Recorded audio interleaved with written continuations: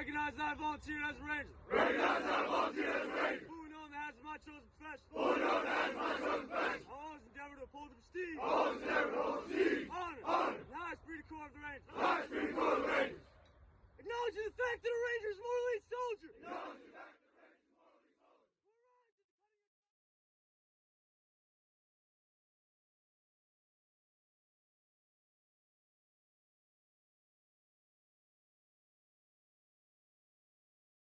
I'm Carbon County Commissioner Chris Lukasevich. I want to welcome you to a special edition of Carbon Matters live streaming. Normally we come together on a Thursday evening, but this being the eve of Veterans Day, I wanted to bring in to have a conversation with us, kind of a primer to get us in the right mentality as we move into Veterans Day tomorrow. I wanted to bring in really Marine, author, tour guide, and historian Joe Muccia, and he's going to spend the next hour with us talking about his recent book, Cry Havoc, the Untold Story at Rangers at War.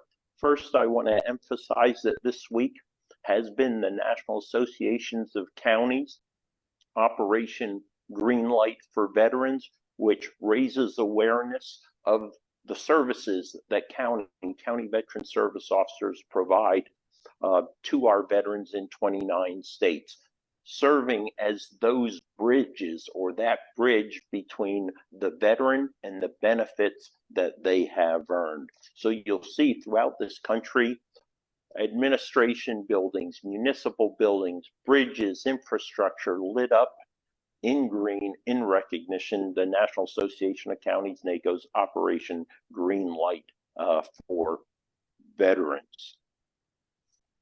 So again, I want to bring in right now Joe Muccia.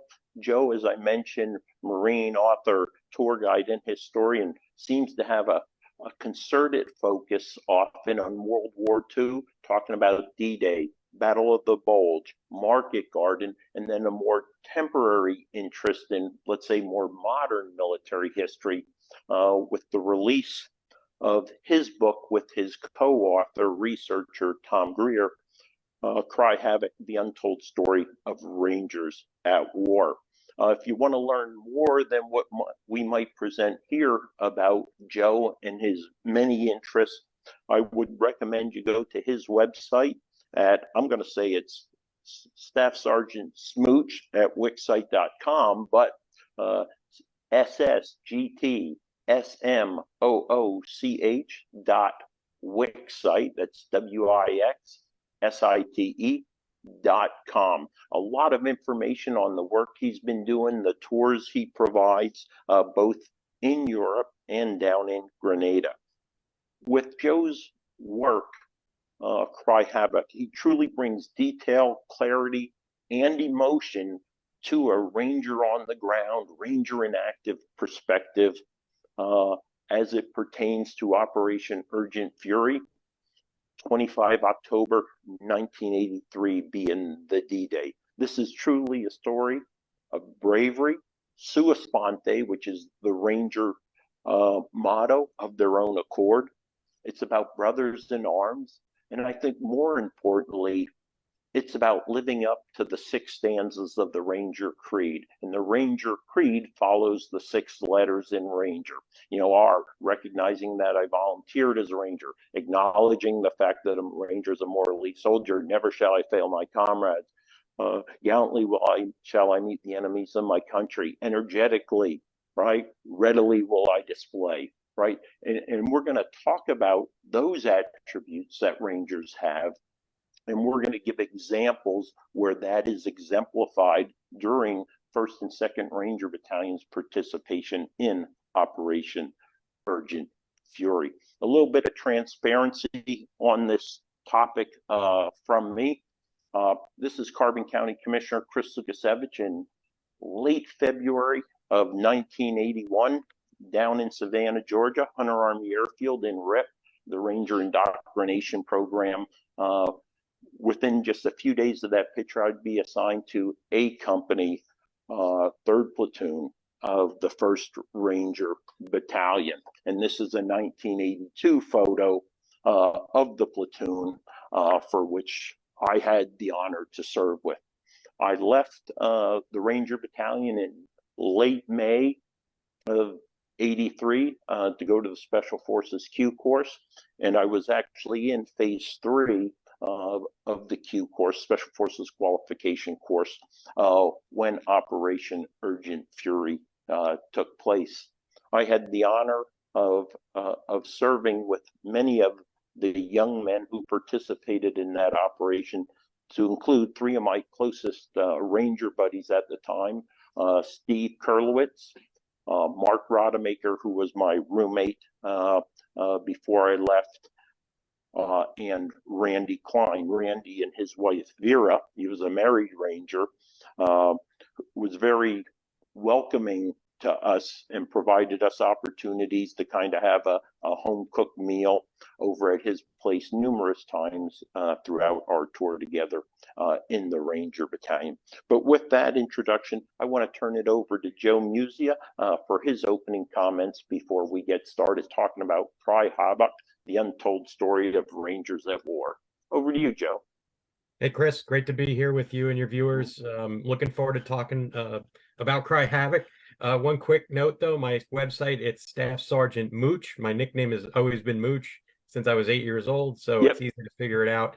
We'll have the link set up for folks who want to visit my website and check out the projects we're working on. But not disregarding that, but we're here to talk about Cry Havoc and these fantastic Rangers that you served alongside of. Yeah, no doubt. So, Joe, how I'd prefer that we proceed generally, kind of in a combined chronological and operational order flow, or order of operations that were taking place on the ground. After, of course, given some geopolitical context for, I suspect there might be many listening tonight who may not even have been born 40 years ago during Operation Urgent Fury. But of course, let's maintain the flexibility to allow the conversation to take us where our interests or comments might. We'll also need to be conscientious of acronyms that may pop up because of the diversity of the audience as we go along. But I think it's important for the listeners to have a knowledge of, well, who is Joe Muccia? What were you like growing up? What were your interests growing up before that call to service to get you into the military, Joe? Well, I'm a military brat. My father was in the Air Force during the Vietnam War. My parents got married and were serving. My father was serving in New Mexico at the time. He got orders for Okinawa. Well, he got offered orders to either a 1-year unaccompanied tour to Greenland or a 2-year accompanied tour to Okinawa. They chose the latter, and I was the return baggage alongside them. Okay. He stayed in the Air Force until, I want to say, 1975-ish, and we moved down to Queens and then later Long Island, New York, where I grew up. I spent my first 16 years on the planet on Long Island. Wow. Give or take. Grew up there, very nice, neighborhood. Was the typical spate of kids out there with different backgrounds. We all got along. We all played ball, lacrosse, hockey. So played a lot of sports. Spent a lot of time in Catholic school. We're raised Catholic. Family was a big part of my growing up experience. We were a very close family. My mother in particular did not want me to go in the military. If I did, she wanted me to go in the Air Force. I completely blew that out of the water and joined the Marine Corps. I spent some time in the reserves to go to college to sort of placate them and fulfill what I felt was like my son's duty to my parents, was to do what they wanted me to do at that point. But at the end of the day, I really wanted to be a Marine, and that's what I focused my sights on.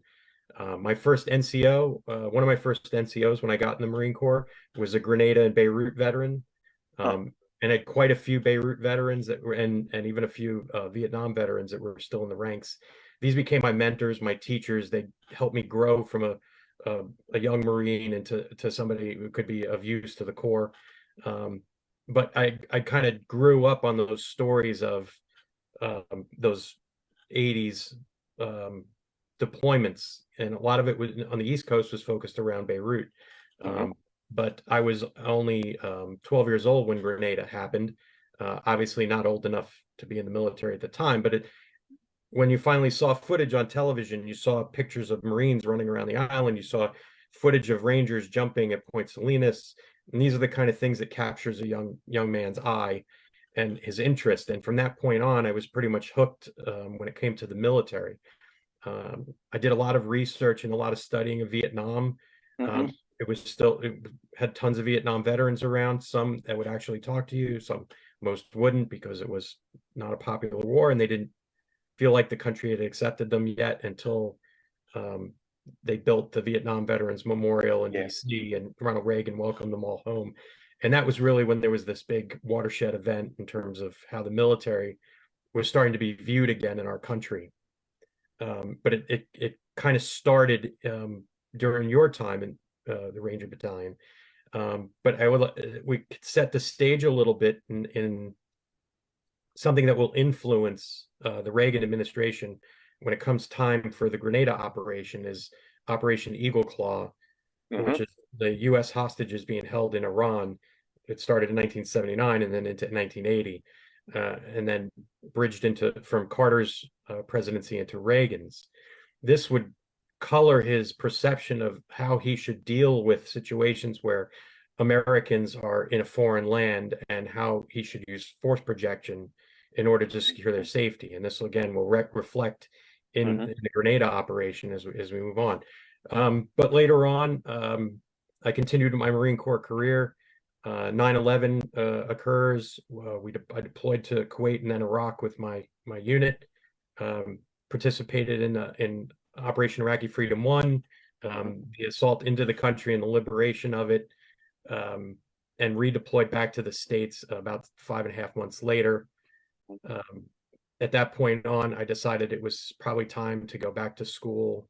I left active duty in 2004. I stayed in the reserves, though, because I didn't want to divest myself of my military career at that point, because I had almost 12 years in at that point. So I stayed in, but I went back to school, and I was a history major, and I got challenged by a history professor of mine to do something, to write about something that had not been written about in detail before. And my brain immediately recocked and thought about the Grenada information that I had learned from my sergeant that I had served under, and I immediately utilized the internet.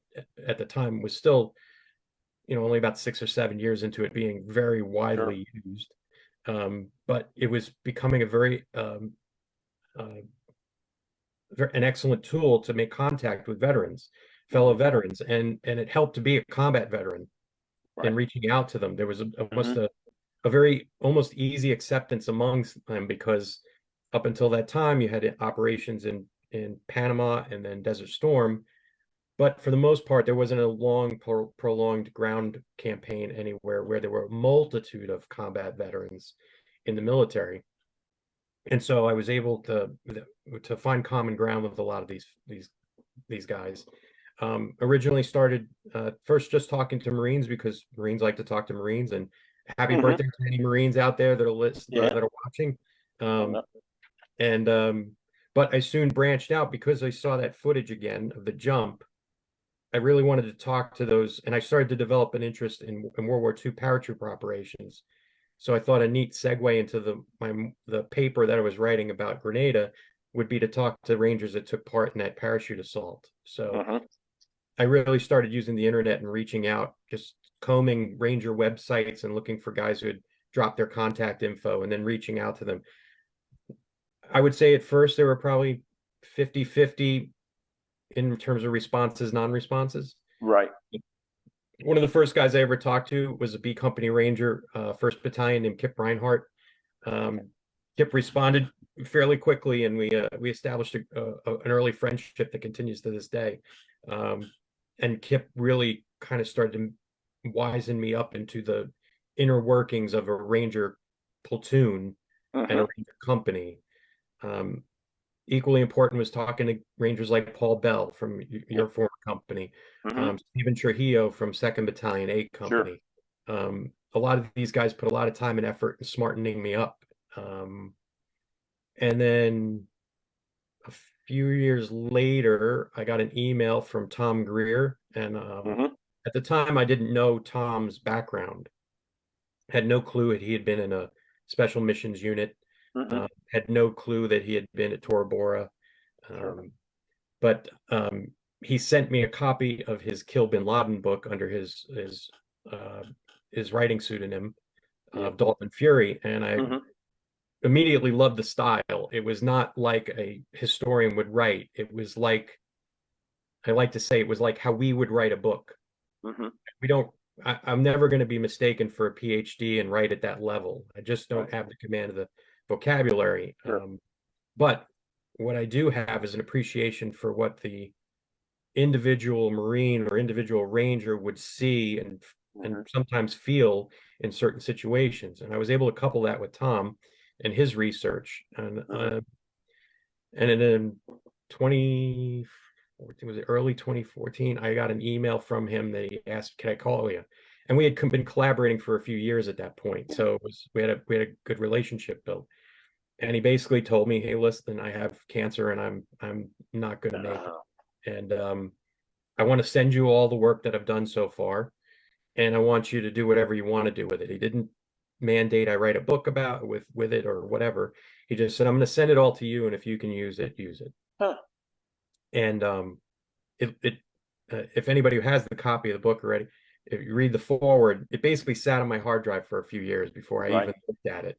Some of it was a react. It was a reaction to losing Tom and not Hmm. wanting to deal with it. And the other part of it was I had a lot of things going on in my life.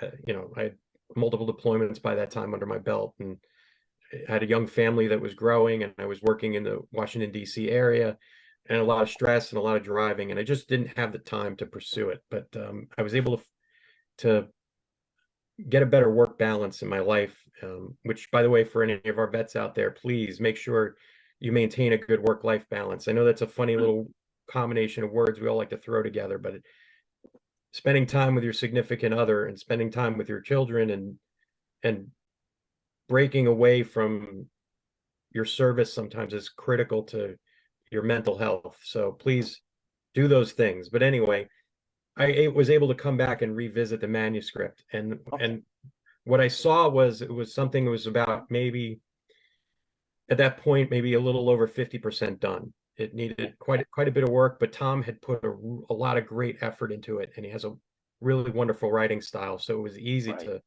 to kind of get in there and start looking about how to finish up the work. Hmm. But really, I couldn't do it without talking to his family. Right. So I had contact with his brother Steve, his twin brother Steve, on Facebook. I reached out to Steve. I said, "Listen, can you put me in touch with Deirdre, Tom's widow? I Hmm. need to talk to her because I have all this material and I want to finish the work, but I want Tom to get the credit he's richly deserves for the work that he's done." And Deirdre and I had about a 20, 30-minute phone call, and she signed off on it. So I was off and running. And at that point, it was simply a race to have it done before the 40th anniversary. Right. I had a literary agent who kept telling me big publishing companies they're not going to touch a book of this length from a first time author. I said, "Well, Hmm. my co-author is a New York Times bestseller, so you can't sell that." And they're like, "Well, he's not here to represent himself, so it's you. So they're going to look Right. at you." And it was constantly getting, "You need to chop this down to 90,000 words. It needs to be about Hmm. 250 pages." And I said, that would do a complete disservice to the men that served in these Yep. units on that operation. And I refused to do it. And essentially, he and I came to agreement that we would suspend our contract and I would self-publish it. Okay. That put So, a lot of time on the couch in front of the laptop and grinding away. And I'm sure my wife is very happy that it's all over now. But I'm spending equal amount of time now triaging orders and stuffing envelopes and putting them in the mailbox. So it hasn't right. ended yet. But that's how we got here. Sorry, it's a long. Okay. No, no, that's good. Let me jump back though. So you were a military brat. At what point did your father leave the service?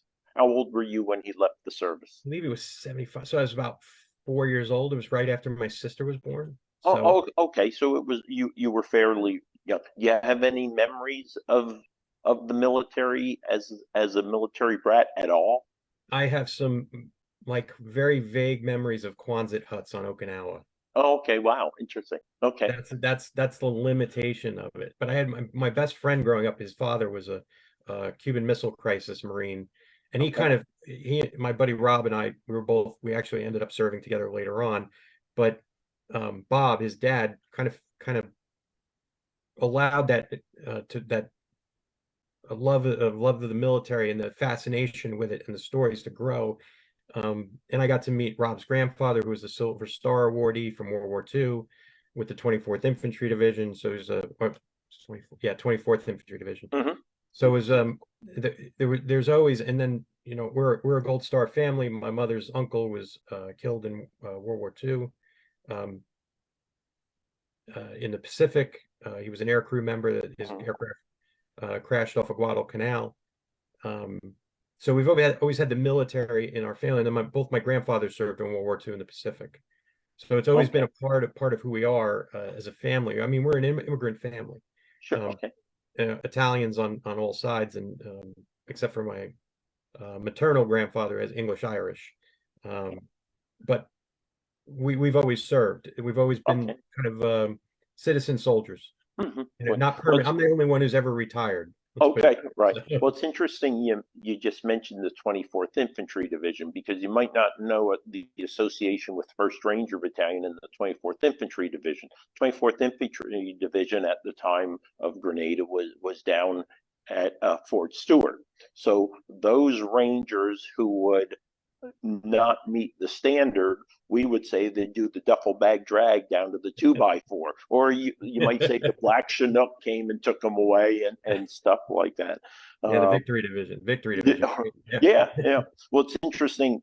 There's no doubt in your book that what Abel and Trujillo did to kind of help you understand the Ranger mentality, or a Ranger battalion, of course, the platoon level units and stuff, was very effective, because, as I like to coin it now, that Ranger on the ground perspective that you brought to the book in your writing could only have been brought to realization through a good, thorough understanding. So I think you were very effective, and they were very effective in whatever tutelage, mentoring, guidance that they may have given you, Joe.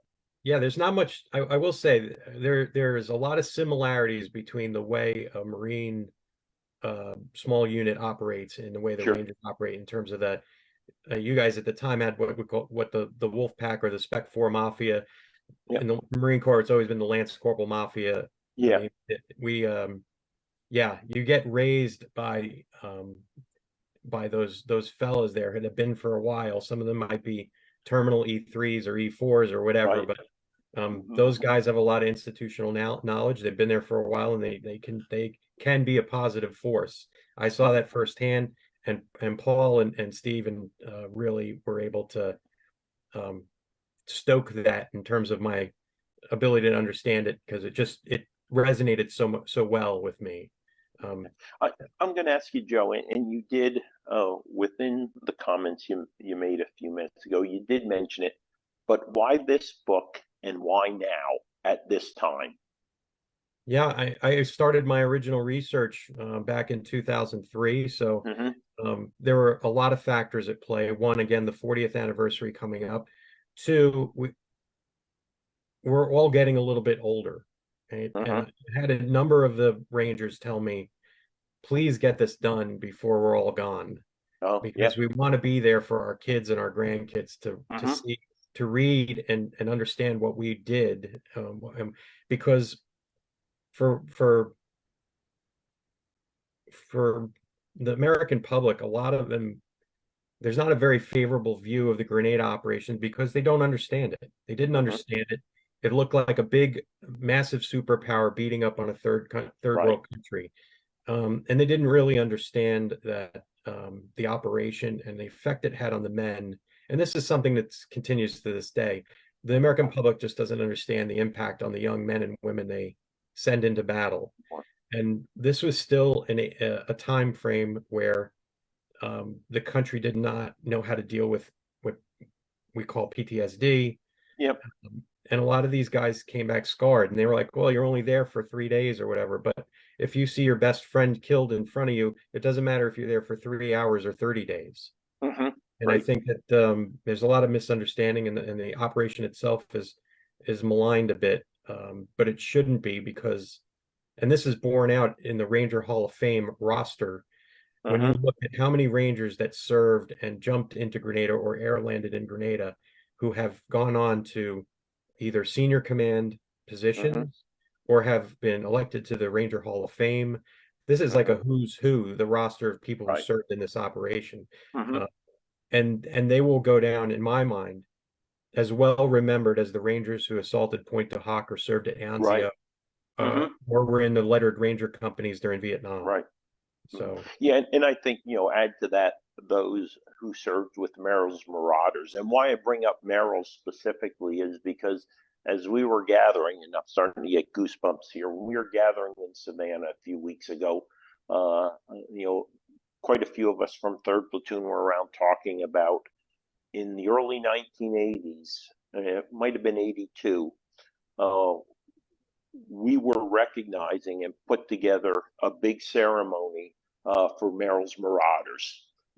So kind of 40 years after, and here we are another 40 years, recognizing our fellows Rangers who went to Grenada with, current soldiers doing it for us or for those who served during that period. So it was interesting to see that. You started talking. Go ahead, Joe. Sorry, and the last motivation obviously was to do it for Tom, to get it done for Tom. Yeah, that was it. That was the three motivations. We're all getting a bit older, and I wanted to make sure it got done. The 40th was coming up, and I wanted to make sure we honored Tom properly by getting that book out and making sure his name was in front and center on the cover. And think you mentioned the fact about his service during Tora Bora, because I was just listening to Pete Blaber, another one of his would have been another fellow operator who was participated in that operation on the Team House podcast. And although Tom wasn't mentioned, Pete is part, although he was focused on another book he was writing, brought up Tora Bora and the actions there. And so I'm going to kind of switch a little bit. And could you give the geopolitical environment of let's say the late 70s, 1980s, that had kind of set the stage for, as your comments were, kind of the decision by President Reagan to go forth and execute Operation Urgent Fury? Yeah, and so as we touched on before, again, keeping in mind the Iran hostage situation from 1980, that had a clear influence on President Reagan going forward. But what you had happening in Grenada at the time was they were slowly sliding into the Marxist camp. They had several agreements with Russia and Cuba, training agreements, equipping agreements, ammunition stockpiles, weapon stockpiles, and of course, the runway that was being built at Point Salinas, a 10,000-foot runway capable of handling most heavy bombers and tactical aircraft. So that was of concern. And Maurice Bishop, who was the prime minister of Grenada at the time, was very much aware of this. And he had approached the United States about becoming more friendly with them before they started to slide towards a full Marxist makeover. In hopes that he could, one, keep the United States placated about his intentions so that they wouldn't invade, and two, he just wanted to have better relations with a superpower neighbor to his north. So it made a lot of sense. He even traveled to the United States a couple of times in order to try and meet with State Department officials to explain his positions, but he was mostly rebuffed at the time or ignored because they had bigger issues going on right now. Reagan was still dealing with the Soviet Union, the nuclear treaties that they were trying to sign at the time. So the United States was very much focused the bigger, more the bigger strategic picture than the tactical picture in their back door. They're the south of them. So Bishop goes back to Grenada in October of in earlier October, before the operation launches. He is overthrown by a civilian military junta, and he's later murdered. And this sets the stage because the civil military junta that's in power puts on a shoot-on-sight curfew, which includes over 500 medical students and staff of the St. George's Medical School at the True Blue campus, which sits almost at the foot of the 10,000-foot runway, and then another satellite campus up at Grand Anse. Now, again, thinking back with the Iran hostage mission and the situation there, Reagan doesn't want Americans becoming hostages, and he's afraid that if an American gets harmed because they are accidentally shot because of something that happens, it's not acceptable to him based on the previous experience in dealing with the Iranians, at least Carter's experience in dealing with the Iranians. So between the airfield, the Marxist / socialist takeover of a democratically elected Maurice Bishop's government, and the fact that American citizens are in place on the island and there's a shoot-on-sight curfew, they decide to launch Operation Urgent Fury.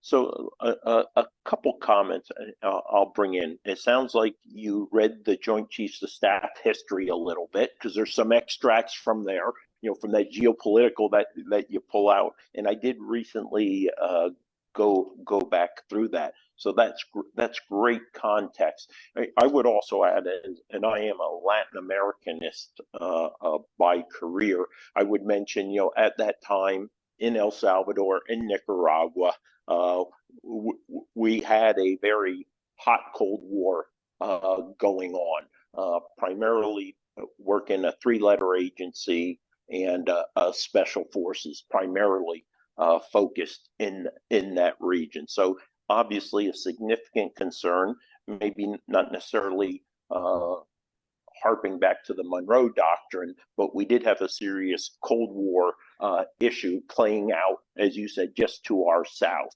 And Grenada is definitely a part of that larger picture. Yeah, without a doubt, without a doubt. The Reagan administration did put quite a bit of stock in securing the Western Hemisphere, rather than have to worry about your own backyard. They wanted to, like you said, dealing with Nicaragua and El Salvador, and then now have Grenada on the horizon, and then you have Cuba, which has just been a constant. So that they're all part and parcel of the larger Western Hemisphere / Latin America policy for the Reagan administration. But again, I probably abbreviated I did definitely abbreviated a lot of the senior level meetings that were going on between the National Command Authority and Joint Chiefs of Staff that were going on. And they had looked at Grenada a year prior. There was actually a series of exercises that took place that involved the Ranger Battalion and a Marine amphibious unit. It was basically the template that ended up being used for Grenada when Urgent Fury gets put together. And it gets put together in a very slipshod manner, and it doesn't take a rocket scientist to do a little bit of research on Urgent Fury and know that it was poorly planned. The intelligence was terrible. But really, what I really appreciated about the operation itself is at the operational and tactical level, it was the professionals within the military that made it work, regardless of how badly senior leadership set the table for them. And so that's one of the big takeaways for me is how well the individual Ranger, Marine, paratrooper, SEAL, sailor, airman made it work, despite all of the conditions that were set poorly for them. So you mentioned the individual Ranger. So why don't you tell us a little bit about the individual Ranger in the early 1980s? So let's say from 1976 to 83. who was a Ranger, what was his capability, and his unit's capabilities and focus of operations. Sure. The Ranger battalions at that point were in the midst of transitioning from their more historical mission of reconnaissance, which what the Ranger units in Vietnam had done.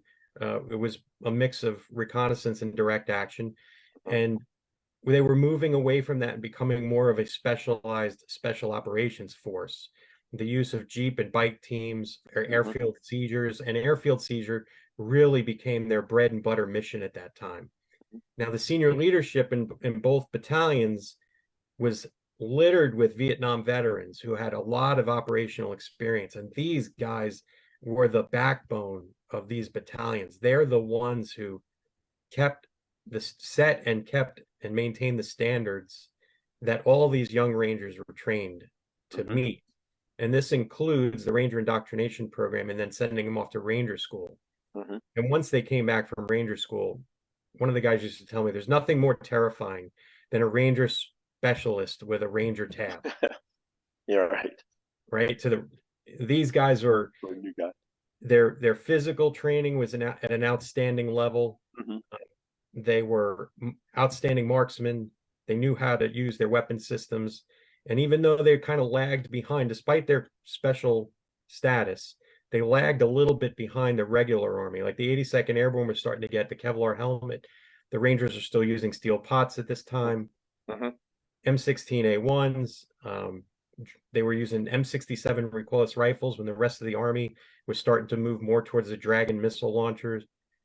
I mean, the Rangers are still using Vietnam era M151 Jeeps. But they were tricked out in a more special operations focus. So multiple machine gun mounts, night vision gear, blacked out night vision lights. As you well know, Chris, since you spent a lot of time working with those, they really became very adept. And not only that, working with the newly formed Task Force 160, which is the Night Stalkers, the very specialized U.S. Army unit that works with all the special operations units. They became very adept at working with them. And again, airfield seizures became one of was probably their primary mission, with all of the other mayhem that they could create as their secondary missions, their direct action missions. Okay. So it seemed like they're making a transition from simply part of the Abrams Charter, which was for them to be the finest light infantry in the world, and there's more elements to that, to then also being special operations capable. And we can go all the way back to Desert One, when elements of 1st Battalion participated at Desert One during Operation Eagle Claw. Hard Rock Charlie had a key role in Operation Eagle Claw. So yeah, most definitely completely agree with what you're saying with that, because and the funny thing is, it's a trial and error at that period, because after Grenada, when the 3rd Battalion and the regimental headquarters is stood up, the regimental headquarters forms the Regimental Reconnaissance Detachment, which ends up going back to perform a lot of those missions that were done previously by those lettered Ranger companies. Although they're not jungle focused like the Vietnam era Ranger companies were, they perform a lot of those reconnaissance missions that were kind of pushed to the side a little bit as the Rangers adapt to this more of a special operations force, light infantry, superior light infantry force, airfield seizure, and things of that nature. So they realized that they had created a gap by divesting themselves of that capability, and then brought it back again, which was when they formed the regiment. But then, as you know, then it gives them the full range of capabilities instead of just a smaller range of capabilities. So and I do want to mention for the listening audience, when Joe's talking about Rangers in the context of a Ranger battalion, there is a distinction, and we play some word games in battalion with it. Qualified Ranger versus Ranger qualified. And as Joe talked about Ranger school, you can be Ranger qualified and be in almost any unit in the Army, but to be a qualified Ranger, you have to serve in battalion or we also use the term, and one side could be, somewhat a little maybe derogatory. You have a tab bearer and a tab wearer. We have these distinctions of regular Army guys running around with the Ranger tab versus those who have served in battalion. So in '83, and this is pre-regiment, because regiment, came about after Grenada, and I suspect part of that was the ability shown by battalions, and probably the Goldwater Nichols Act might have played into it in the formation of Special Operations Commands. But two battalions, one on the West Coast, one on the East Coast, Fort Lewis, Hunter Army Airfield. Are they standardized? What did they look like? Did they have unique qualities, characteristics? I would say they most certainly did. They were two unique entities. There was no unifying command, so they were almost like their own little fiefdoms in terms of how they operated. One simple difference is that you could see just by looking at a ranger from each battalion at that time was the differences in what was worn on their patrol caps, their PCs. Yep. One unit would have their wings and their ranger tab, and the other unit would have their rank and their ranger tab. So you could immediately see just by looking at their PC what battalion they were in at the time. And again, it's just one small indicator that these two units, while the doctrine was much the same in terms of you'll have ranger school trained qualified rangers in your ranks, or they won't be in your ranks very long if they're not. But they ran their own ranger indoctrination programs. They had their own doctrine for how to deploy their jeeps and bikes. They were very much their own little fiefdoms, and they were run that way. And I would say that the product proved that it worked in both battalions, because it was proven on the battlefield later on that it worked in both battalions. But they had some similarities, and they definitely had some distinct differences in between the two battalions. So then let's jump, and you hit upon it. What was the straw that broke the camel back in the decision-making process for President Reagan? What made him decide green light, go? And that would be obviously to rescue U.S. citizens, restoration of democratic government. And in order to do that, there were going to be combat actions against Grenadian and Cuban forces. But what had him, you think, cross the point of no return for at least decision making? I would say that probably the triggering event was the assassination of Maurice Bishop, and then the institution of martial law on the island. That really was that set the ball in motion for Operation Urgent Fury in terms of the administration's decision making cycle. Again, Reagan was not gonna risk having American citizens taken hostage again. And I think that was really the other two were very important. The other two reasonings, again, the restoration of democracy and the reduction of the communist presence in the area, and the reduction of the airfield being available for military flights. But really, I think the main driver was the rescue of American citizens on the island. Yeah, there is no doubt that the 444 days of hostages being held was probably in the front of everyone's mind at every moment of that, and it wasn't going to occur on his watch. Yeah, without a doubt. Yeah. No question. I found it interesting as I was going through the JCS history of it. Ronald Reagan asked General Vesey, and interesting, the chairman was given extraordinary authority in planning the operation. President Reagan asked him, what were the critical decision times for executing, for calling off the operation? So basically the point of no return. And how did General Vesey plan to spend his final hours before the first landings on Grenada? And obviously the first one about the timing, he had plenty of time to do it. They could be in midair, or the Marines, until they basically launched off their landing ships, he could call them back. But I found it interesting just from a soldier perspective, where we're always so concerned about micromanagement from the highest levels, what General Vesey said in regards to what he was going to do once the call was made to launch the operation. As soon as I send the message to the Pentagon to go ahead, I'm going home to go to bed. We've given the mission to an operational commander. He has the forces that he believes he needs. He knows that he has the full support of the SecDef, the Secretary of Defense, and you, the President, and the Joint Chiefs of Staff. If he needs more help, then he'll call for it. But otherwise, there is nothing you or I can do until these troops have landed, unless you decide to call it off.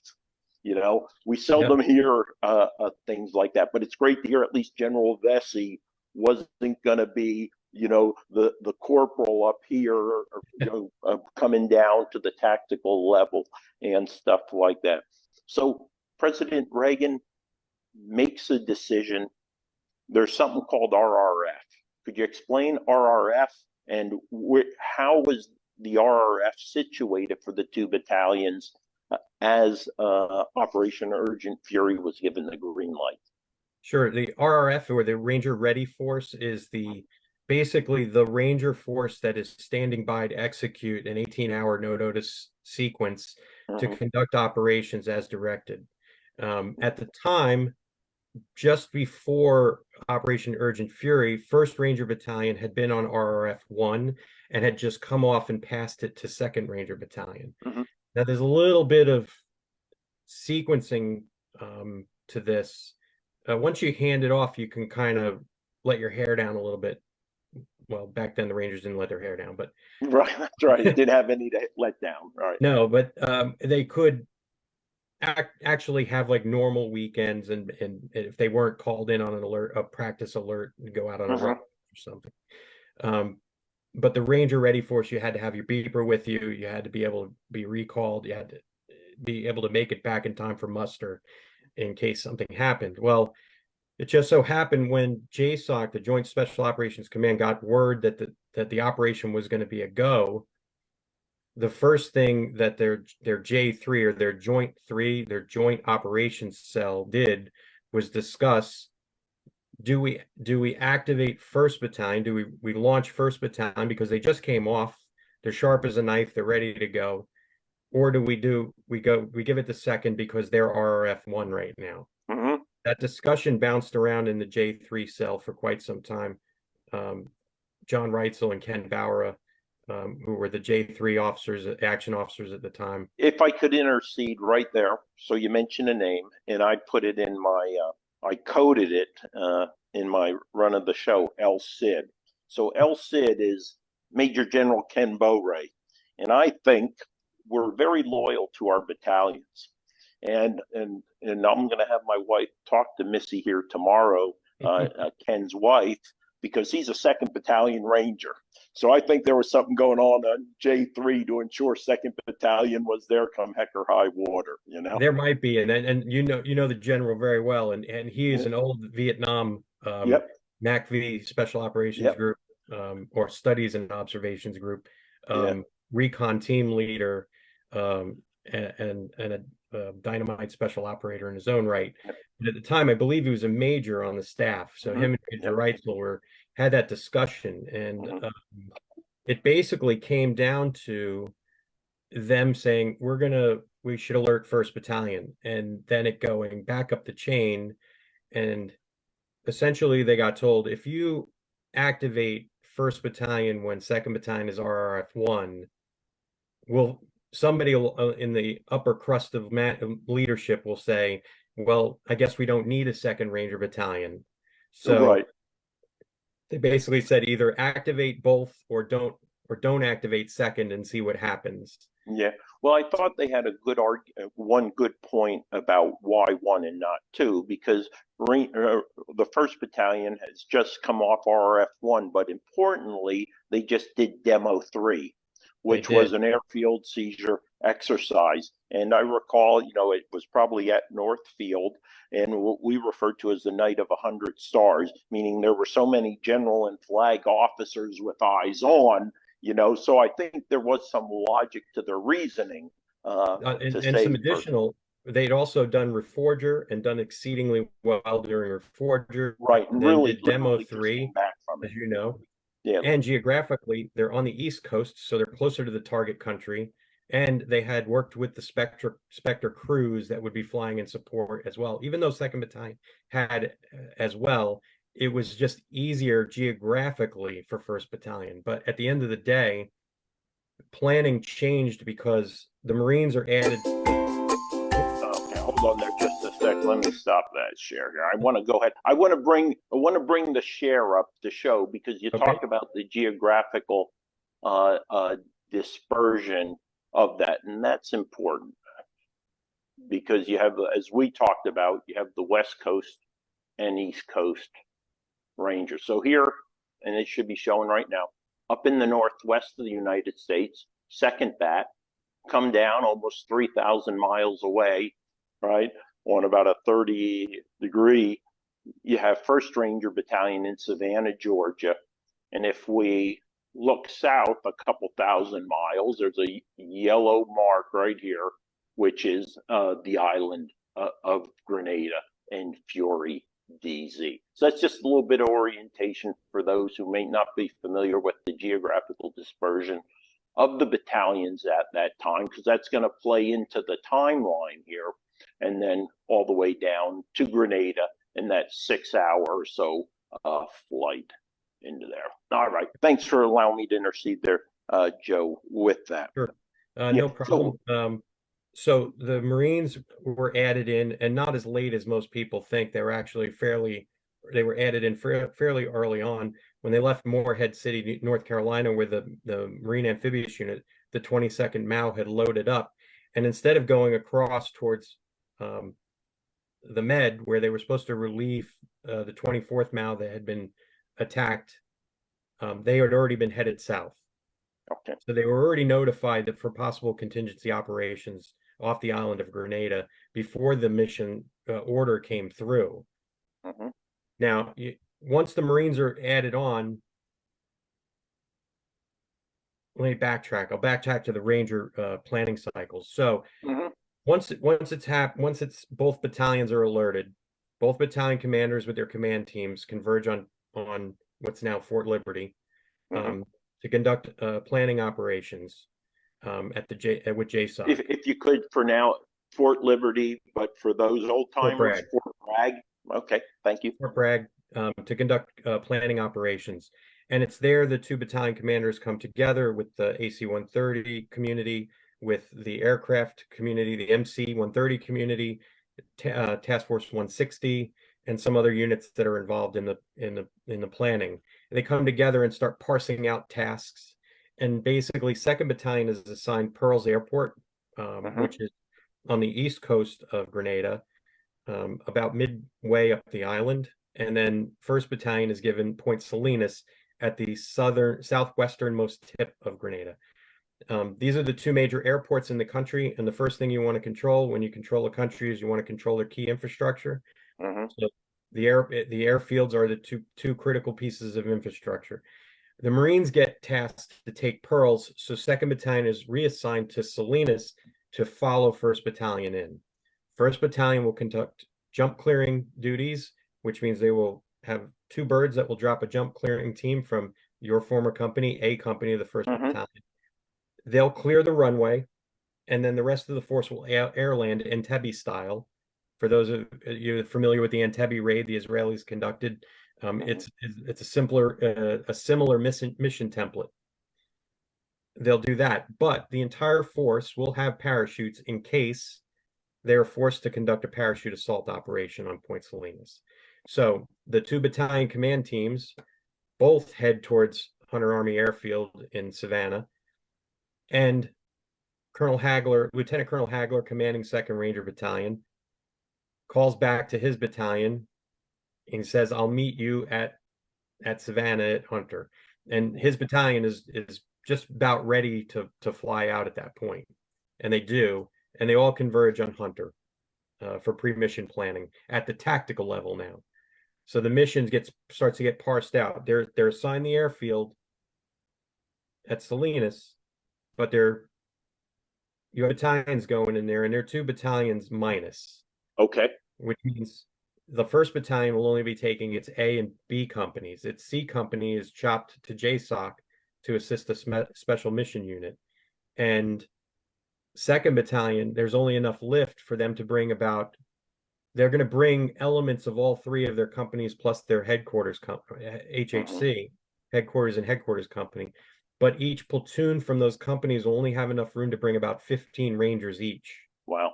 So you're going from about what, 40 Rangers down to 15. So there's a lot of 34 to 40. Yeah. Now here's the point of contention here for a lot of Rangers is they brought the entire battalion with them to Hunter. So it's up to the tactical level leaders at the platoon level to trim down the force. And so they go heavy with medics, radio operators, machine gunners, anti-tank, mortars, anybody who's a specialized skill.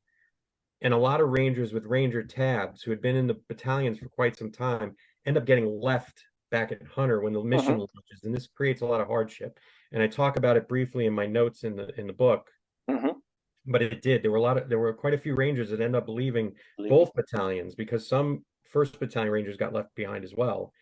2nd Battalion later flies in a wave of guys. A lot of them come from their B company, but there are quite a few from their A company as well. Joe, I'm sorry, you talked about kind of culling the herd, thinning the herd, the disappointed Rangers. And previously you mentioned the Ranger indoctrination program. Can you just talk about that and thinning the herds? Because it seems like the 2 battalions addressed it differently. They surely did. And again, it's I have it in the book. It's I discussed it in the notes in the way both battalions figured out how they were going to handle their Ranger indoctrination program cadres. Now, these were very experienced Rangers that spent a lot of time in the battalions. And then maybe because of some kind of, home strife or something, we're pulling what in Marine Corps we call a B billet or a barracks billet tour, where you're not in a deployment cycle, but you're a training cycle. You're training these other future Rangers. So both battalions viewed these as critical positions. So these were very key individuals here, very highly trained Rangers in those cadres. Well, 1st Battalion decided their RIP cadre would remain in situ and continue training their RIPpies. Whereas the 2nd Battalion recalled all of their RIP cadre and sprinkled them amongst the platoons they had come from. So guys like Steve Trujillo, who was a senior medic who was serving in the RIP cadre at the time, was returned to A company. And even though one of his medic that had been junior to him was now the senior medic, he deferred to him. Guy named Jerry Holt, a very fine medic in his own right, who performs very bravely at Calvini later on. Steve kind of just defers to him as it's his platoon and he's the senior medic, but he falls in with his old platoon. So the two very different ways each battalion approached how to deal with their RIP cadre and whether or not they were going to bring them along. 1st leaves them back, and 2nd takes theirs with them. Okay, great. So we're going to get ready to move ahead to the actual, what Dan Rather on CBS News described as the near vertical airborne insertion. And I'm just going to bring up where the force was headed, and specifically to the Fury drop zone in Grenada. And there should be a screen share right now. And it's going to take us to the airfield as it looks today.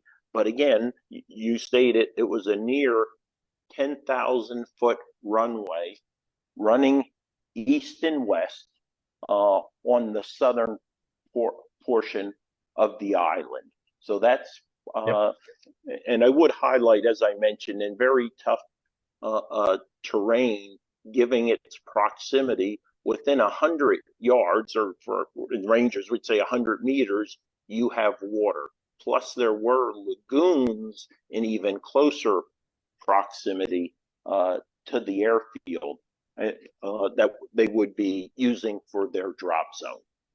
So can you take us, Joe, into, again, the Rangers are loading aircraft, and I want you to mention about how they were rigged or not rigged. Again, we like to say in-flight rig or pre-flight rig, and that's about getting their parachute on. Because there were seemed to be some differences in that. And then there was a discussion about who actually decided it would be 500 feet AGL versus 1250. And I know the JCS history simply mentions Colonel Taylor at the time. But can you talk to that as we move forward here? I can. I was just going to say one of the key things we have to discuss is that the planning at the time, because it's such a restrictive drop zone. And by the way, the maps they were originally issued didn't even have the runway on it. They predated the building of the runway. So most of the folks who had maps at the time just took a black magic marker and penciled a runway into that area across that which creates that lagoon there that you saw next to the terminal building area. Right. But because they knew there were anti-aircraft positions in the hills north of the airfield, that they had a very narrow drop zone to hit, first of all, with the runway and with water on one side, a lagoon on the other, and then the hills with the anti-aircraft positions. They knew they wanted to get their jumpers out quick, and they wanted to get them out on the ground and ready to fight quickly. So the key decision was to be made was the altitude of the jump. And at first they had asked for 300 feet, which the Air Force was not willing to fly, period. End of story. They were not going to negotiate that. But they were able to negotiate the 500-foot drop altitude. So although the JSOC history says it was Colonel Taylor, it was more of a debate between Colonel Taylor and Lieutenant Colonel Hagler and Lieutenant Colonel Taylor on one side, and the air crews on the other. And finally, they come to a mutual decision of 500 feet. If you talk to both battalion commanders, they both tell you they made the decision. Right.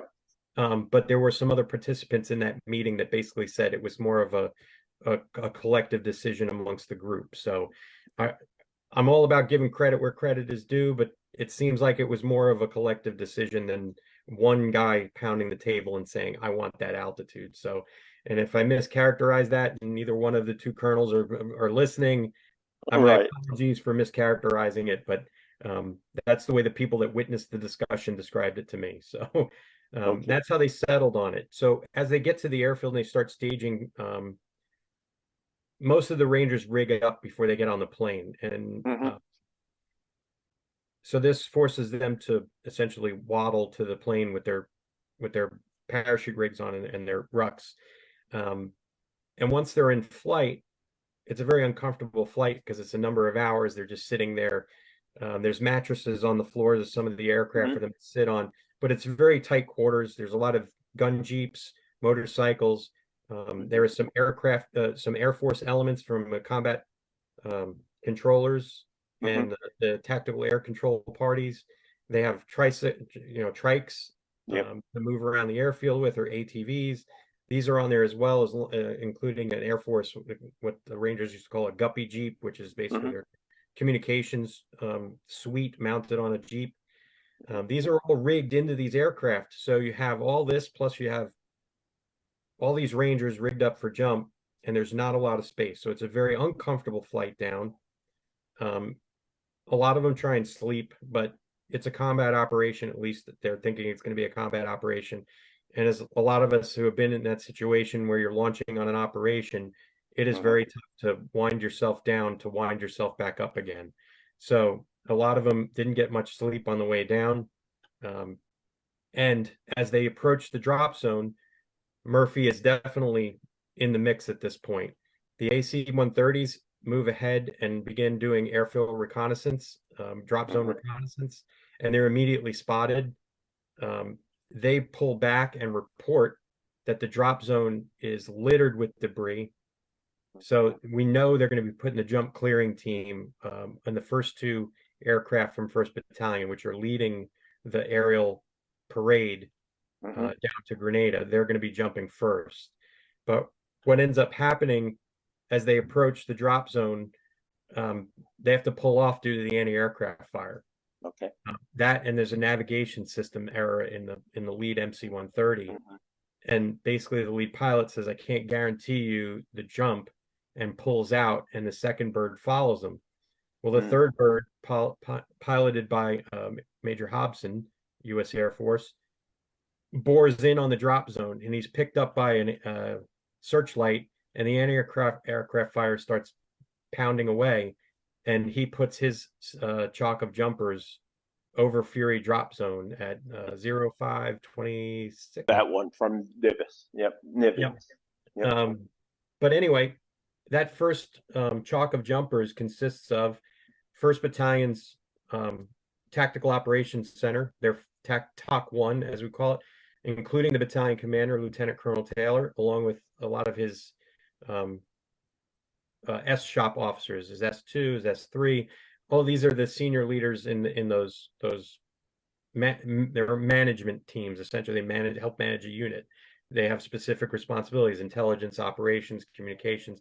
These are all senior men in the battalion responsible for those particular things, and a platoon, 1st platoon of B Company of the 1st Battalion, and these are the 1st Rangers on the ground.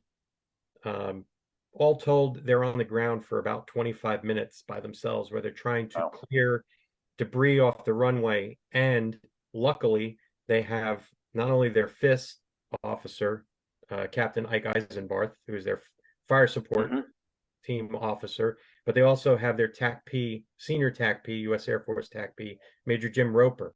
And they begin controlling Spectre and pounding these anti-aircraft sites and fighting positions that are in the hills north of the airfield. And this really keeps them away from attacking the Rangers and sweeping them essentially right off the drop zone. So it allows them the breathing room they need to start removing obstacles. But they're on the ground for almost 25 minutes before the fire is reduced enough to start putting more jumpers over the drop zone. Okay. So we're getting Rangers on the ground. The first casualty, how does that take place? Is that part of the airfield clearing when that takes place? So after a number of aircraft have dropped, right, the Rangers begin moving to their assembly areas, and from their assembly areas go about taking their objectives. So A Company of the 1st Battalion has the northeasternmost of the runway, of the hills above the runway, along with the Trubu campus, which they have to secure the students and staff that are there, and then seal off the eastern end of the airfield. B Company has the hills above the terminal area and linking up with A Company, and then spreading back towards where the control tower is north of the runway. And you could see it on that lateral photo you posted up. You could see some of those terrain features.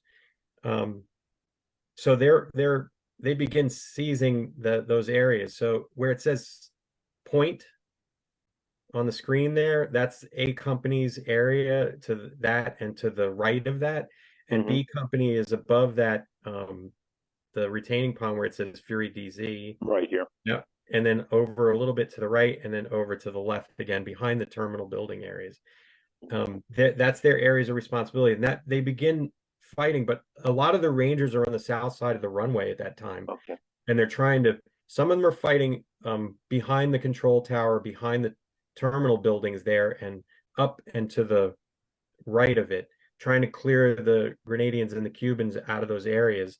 And the other Rangers from A Company are trying to get across into the hills, but there's a number of Grenadian fighting positions up there, and they are firing down on the Rangers. And they attempt 2 assaults across the runway. Before they do, though, a number of Rangers are already starting to move that way. And a truck filled with Grenadian troops comes across from the eastern end of the runway down to about where those 2 larger hash marks are on the eastern side of the runway. Yep. We're talking right here. There.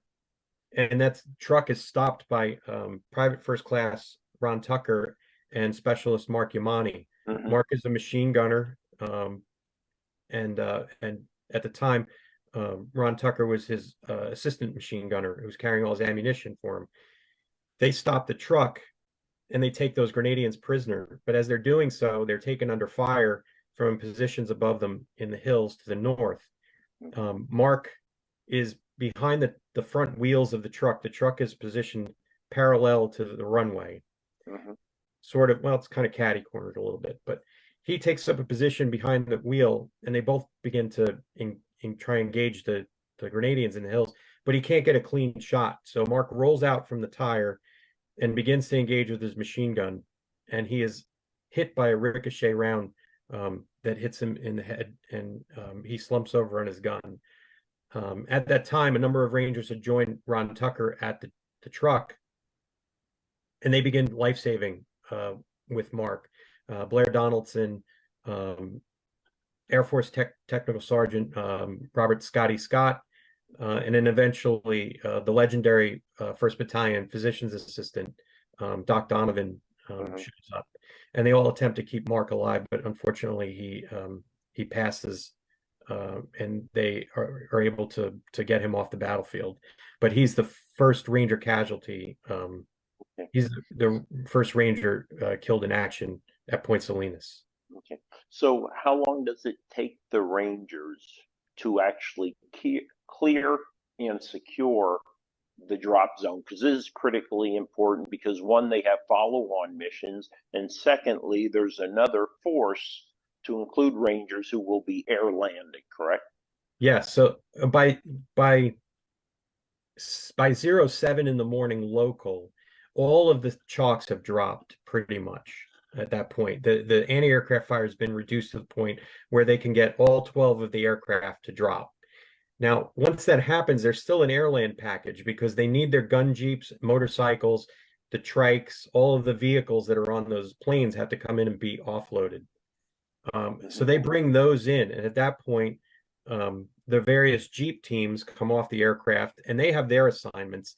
And the Ranger battalions use their jeeps and motorcycle teams as sort of a reconnaissance screen and hard point where they can seize key terrain with and hold, because these jeep teams have a tremendous amount of firepower. They're armed with Stinger missiles, flash rocket launchers, 2 machine guns. They have 4 Rangers on them with a full spade of weapons. They have an M67 recoilless rifle. They are fully equipped to hold, say, an intersection against a far larger force. So the Ranger missions for the jeeps and the motorcycles to provide that reconnaissance screen and that interdiction of enemy forces trying to knock them off the airhead. This one, the jeep that I think we're leading on towards is Jeep Juliet 5, Jeep Team 5. They come off their aircraft, kind of a mixed bag. A couple of those Rangers weren't supposed to be on that Jeep at that time. Randy Klein was one of them. It was supposed to be Rand Miller from A Company was supposed to be driving, but Randy demanded to be put on the mission, and he was given the Jeep team with Mark Rademacher, Marlon Maynard, Russell Robinson, and Tim Romick on the machine gun. And these Marlon Maynard probably had the worst go of it. He had been recycled from Ranger School and returned to the battalion, and he was a towed jumper. He actually was supposed to jump. He was a towed jumper, and they hauled him back in the aircraft, and then they put him on Jeep Team 5. Well, then also Mark Rademacher, who was supposed to jump, did he not have a fall prior to exiting the aircraft? He did in the aircraft, and he wasn't able to make it in time, and they waved the aircraft off at that point. Right. And figured, we're just going to airland everybody on this Jeep and deploy as a Jeep team. So they haul Marlon back in. They get him centered. Hey, you're good to go. You're good to go. He nods. They're ready. They put him on the Jeep. They airland. They get the chains off.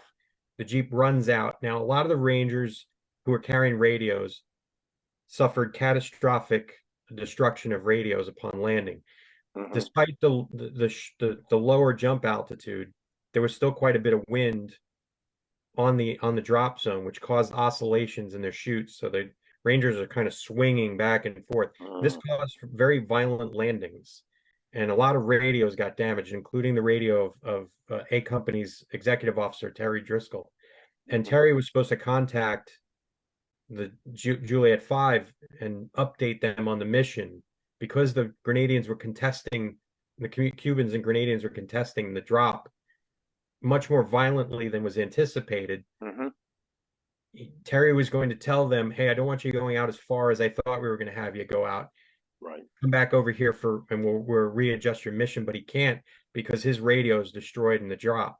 And he tries to signal them as they roll by, and they do. They just go racing up the end of the runway and out on an access road and head out. And another ranger named Frank Moore is in a second Jeep who's trailing them. Mm-hmm. And they get to an intersection, and they stop to check their map because they're not sure if they're in the right spot, and the maps are not jiving up with the terrain.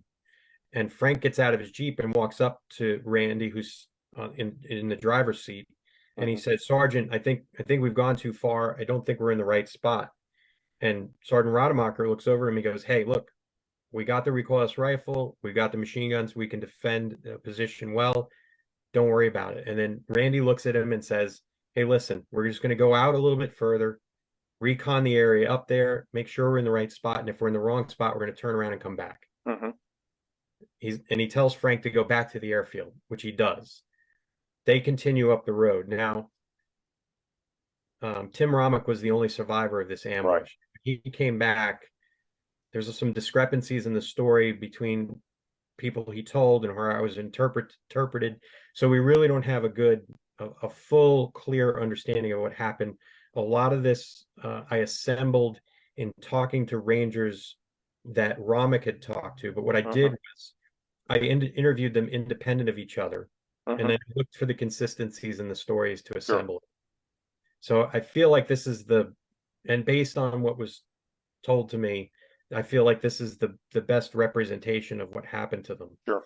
There's a drive-in theater, or was a drive-in theater in that area. They drove past it, realized that they had gone too far because that was indicated on the map, the drive-in theater.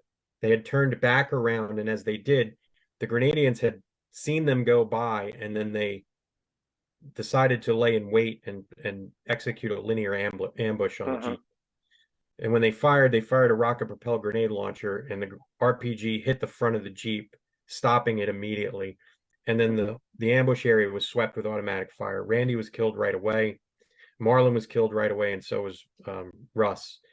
Mark was able to get out of the Jeep because he was on the far side of the Jeep from the ambush. And Tim was hit 3 times and knocked off the gun and out of the Jeep. He had his 45 left on him. Mark had his M16A1 and his M203 combination.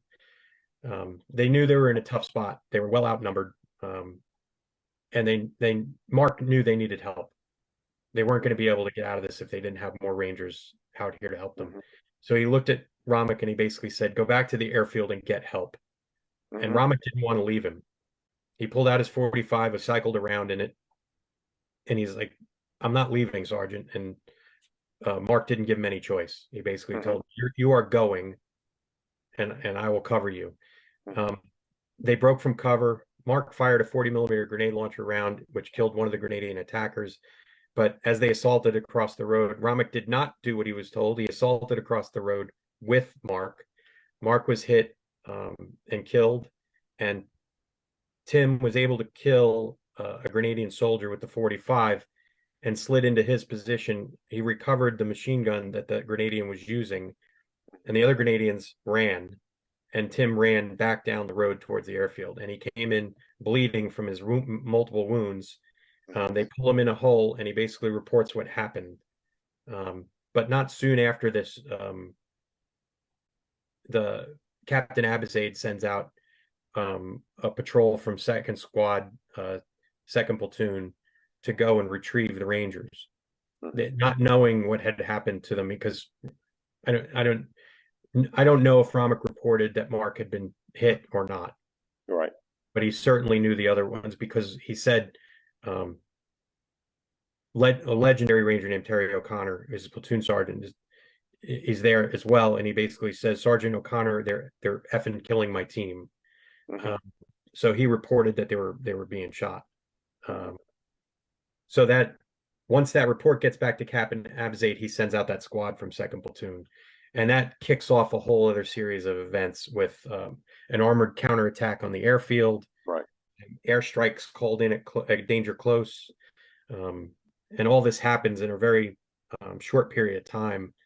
But luckily, a number of the Rangers that were involved in those actions, I was able to interview and get those really intimate details about those fights. And This is where I think the book itself has its real strength, is it puts the reader in the back pocket of those Rangers during those fights to understand what they're seeing and they're feeling and how they're reacting. And really, again, this is where I think the high level of training and physical stamina of the Rangers really comes to the fore of the story when you start reading those small unit actions.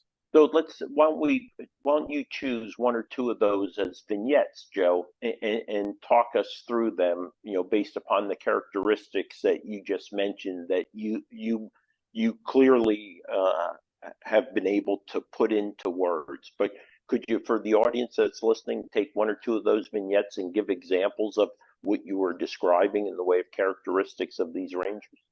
Sure.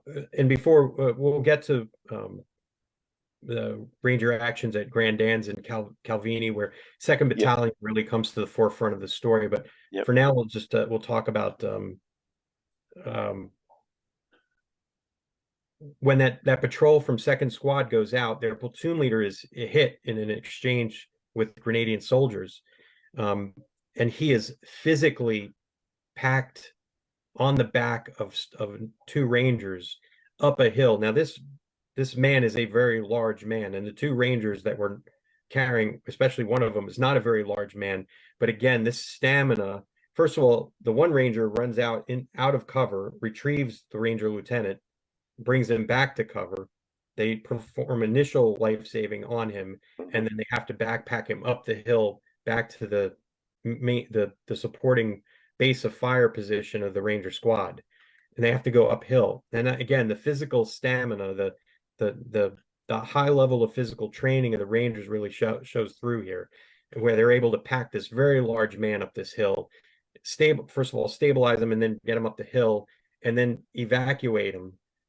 All doing this under fire while airstrikes are being called in support of them.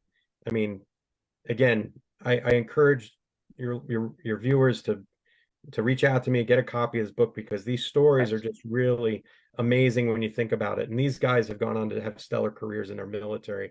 They weren't just a 4-year hitch and done. They dedicated their life to serving our nation, and their stories are really brought out in the book in great detail. But like B Company has a motorcycle team, they use tandem riders. Has a tandem rider team shot off their motorcycle right outside the main Cuban camp. Now they could have flattened this entire camp. They could have called an inspector and flattened the whole camp, but they were worried about the danger close fire with these two wounded Rangers. So instead of just bringing in firepower and destroying everything, they decide to use their brain housing groups, as we like to call it. Yep. And they get a bullhorn and they call basically down to the Cuban camp, and they're like, hey, you can either let us get our guys out of cover and treat them, and we'll treat your wounded too if you want, or you can keep resisting and we'll flatten your camp with the Spectre. And they know the Spectre's up there because they've been watching it fly around, and you can hear that sound of the guns. Very distinct for those of us who've had Spectre fire in support of us. And they end up talking the Cubans into letting them evacuate their two Rangers, and a number of the Cubans surrendering to go along with it. Right. It's fighting smarter, not harder, but it's also being able to fight harder, as in the case of those Rangers who had to retrieve their lieutenant and then pack him out.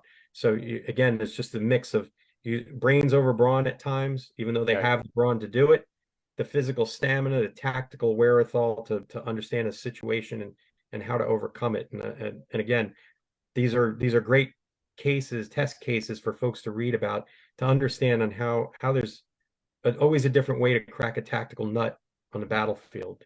You just gotta work through it. Absolutely. And before we move to True Blue and Grand Ants, because again, the crux of this mission was to rescue those students.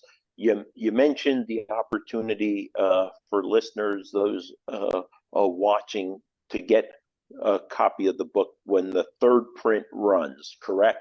So how would they get in contact with you, Joe, for those who would be interested in getting the Ranger on the ground perspective of Operation Urgent Fury with the book Cry Havoc. Yeah, we'll make sure we get my link to you, and then you can post that up for your listeners to take a look. Right. There's a drop-down menu, and it says Cry Havoc, order here. Okay. It's as easy as Perfect. that. It's just to send me an email, tell me if you want 1 copy or you want 20 copies, and then I'll work it out with you. It's just Okay. it's a me operation. I'm an LLC. Again, I didn't go with a big publishing house because I wanted to tell the story the right way. So the good part of it is it's a 450-page book with lots of details and lots of great stories about Rangers in combat. I'm the only point of distribution, though. That's the setback. But and I will tell you, because of the perspective, the way it's written, it's truly let me call it an easy read. Joe, I got it done in 3 days. Now that was heavy reading late at night and stuff like that, but it was so easy to go through it. And obviously there's always challenges with chronology, the aircraft, and you did such a great job of figuring out a way to make the aircraft low, the numbering system work out and stuff like that. But, it is 400 and some pages of Ranger on the ground perspective.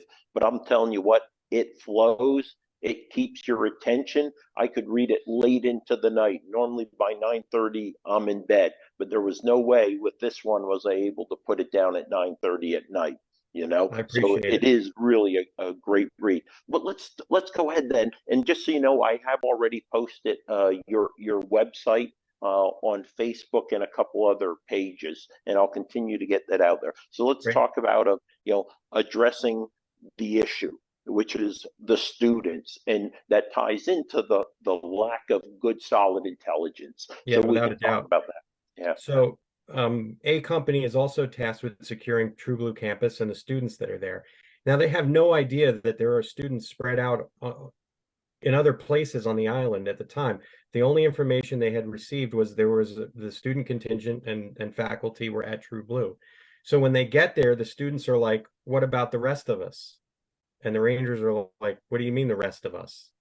So they get on the phone and they actually call the Grandans campus, and they end up talking to one of the students there, a guy by the name of James Griffey, and he had served in the Army previously. He was getting his medical degree to become a doctor, but he had a very good tactical brain in his head, and he is able to. Not only is he able to talk about the enemy in the area, but he's also able to organize himself and the students around him so that they can put together a proper rescue mission to retrieve all those students. And they're located in the Grandans campus. Now, as you look where the runway is, it's kind of a half moon shape coast above it to the north. Grandans is located in that area. So as the crow flies, it's not very far. You're only talking about 3 or 4 kilometers from the True Blue campus, if memory serves. And that's if you take the winding road. So you can see where it says St. George's University down below. Right down there. And Grandans is up further. If you slide it up a little bit further, see where Mount Cinnamon is? Right there, Grandans Beach. You can see it up above where Mount Cinnamon Hotel and Beach Club is, all the way up. Right up here. Yep. To the right of that, Right here. Grandans. The campus is right in that area. So it's not very far away, but you're having so much resistance, and now you have a missing Jeep. There's a very big hesitancy to put together a ground column to go and get them. So what's the next best thing you can do? This all emerges on the 26th. So it's after a full day of combat. 2nd Battalion is given the mission because they have troops available and they are able to do so. Now there's a bit of command discussion, a vigorous command discussion between the Marines and General Schwarzkopf, who is the deputy mission commander at the time, and he's on the Guam, which is the flagship for the operation. The Marine amphibious unit commander doesn't want to fly Rangers on Marine aircraft. He wants Marines to do it. He's like, if anybody's going to go on Marine aircraft to rescue people, it's going to be Marines. The only problem is all the 3 Marine rifle companies have been deployed all over the island, and they can't get them back into position to load them on aircraft to conduct the mission in a timely manner. They're worried about the students and whether or not they're going to be taken hostage. So it's given to the 2nd Ranger Battalion. And luckily, Lieutenant Colonel Hagler had gone to VMI along with the Marine helicopter squadron commander.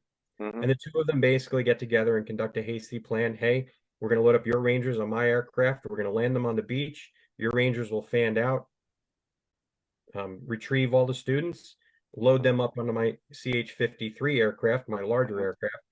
They will fly back to the airfield, and then I'll bring my CH-46s, the dual rotors, in, pick your Rangers back up, and everybody comes back to Point Salinas. Done and done. Simple as that. These two guys had served in Vietnam. They had done air assault operations. They knew him like the back of their hand. Colonel Hagler had been in the 1st Cavalry Division. Colonel Amos had been a Marine air winger and flown aircraft. Sure. Every rotary wing aircraft that was being flown during that operation, he had time behind the stick. Yeah. So he knew his aircraft, its performance, and he knew what he could do. So it was a great marriage between Marine aviators and Army Rangers to conduct this mission. The Rangers break up into sticks, for each aircraft. They load up on the 46s. Now the plan is that A company will go in north, B company will go in south, and C company will go right in the center, and they will be the force that goes into the campus and secures the students and escorts them back out. And this is exactly what they do. Now, this doesn't mean that things go perfectly. Right. One of the 46s that goes into land initially strikes a palm tree and is rattling heavily. They shut it down, and the aircrew takes cover at the seawall. But the crew chief runs back out, checks the rotor system, looks down at the pilots, and gives them the thumbs up and says, "We're good here. We can go." They reboard the aircraft, and it shudders violently, but they're able to get it back to Salinas. But that aircraft is down for the mission. The rest of the aircraft are in a holding pattern until Captain Mark Hanna, who eventually becomes Colonel Mark Hanna, who's the C Company commander, signals back out to Colonel Hagler, "Hey, we're ready. Bring in the 53s." They bring the 53s in, all the students load up, and they take them out to the airfield. They bring the 46s back in to bring the Rangers out, and another one of the 46s hits a palm tree. Only this one is, rotor system is destroyed. It's not getting back up off that beach. So that air crew exits, and they get on one of the last 53s out. But what happens is one of the Ranger units had pushed out too far and then didn't get the word to pull back to the beach for evac. So they're left at the beach. They get on the fires net, which is the net we use to call in aircraft or artillery. And they talk to the fire cell in 2nd Battalion, who passes the word to Colonel Hagler, "Hey, we've got a squad left on the beach." He goes to the 82nd and says, "Can we get an aircraft to go in there?" Now, Colonel Amos wants to go in there, but he's told by the MAL commander, "You will not put any more aircraft in there. I've lost 2 46s, and you already have another 53 that's already having a rotor blade indicator light come on, which means the rotor blades may be faulty." So he's down 3 aircraft after that mission. So he's basically told, and he's already lost 2 Cobras. So he's already suffered a lot of helicopter losses, and he's told to stand down. The 82nd refuses to fly for whatever reason. I don't know. I never got to the bottom of it. But basically, word goes back to that Ranger squad, "Hey, you need to escape and evade." So the first thing they were going to do was try and push back towards the airfield, but they were going to have to pass through the 82nd's lines, and they didn't have the frequencies for the radios. There's a clear chance for fratricide here. Absolutely. So what they decide to do is they go and rummage through the CH-46, and they find a few life rafts in it. They inflate the life rafts, they throw their gear on the rafts, and they start swimming out. Well, 2 rafts sink. They transition all the gear and weapons into the one raft with only a couple of Rangers in there, and the rest are swimming alongside the raft. And they're finally they're picked up by a patrol boat, an American patrol boat, who transitions to one of the boats, one of the larger Navy vessels, and they're brought on board. And they spend the night on board, and then later on they're flown back out to the battalion. But it's another interesting series of events that you can read about in Cry Havoc. There's some really great details in there, and how Rangers work a problem to come to a solution. And they don't get scared. They don't get rattled. They just get down to solving the problem and accomplishing the mission. And that's really impressive about it. And not only that, they rescued 236 students and faculty and staff in 26 minutes. Yeah, Joe, I did find some irony in the Ranger water E&E, and I think eventually it was the USS Corone that they got on because of the unfortunate incident that befell the SEALs, you know, who were coming in early and stuff like that. So I found that maybe the term isn't ironic, but it is sad at the same time, knowing what befell the 4 SEALs. Yeah, well, those Rangers too. They got their uniforms laundered that night and given back to them. They got gifts out of ship stores. I think Kevin Lannon had come back, Lannon from B Comp. And he has an incredible story himself, doesn't he? He does. Yeah, that's a great story. As one who would not be left behind. Yeah, your readers will really enjoy reading about Kevin. And as I always, when I talk to his sister, I always tell her he's the quintessential happy-go-lucky warrior. He's just obviously I never met the man, but I mean, he's just a phenomenal inspiration to me about how to have a certain perspective about life and how you live it and enjoy it.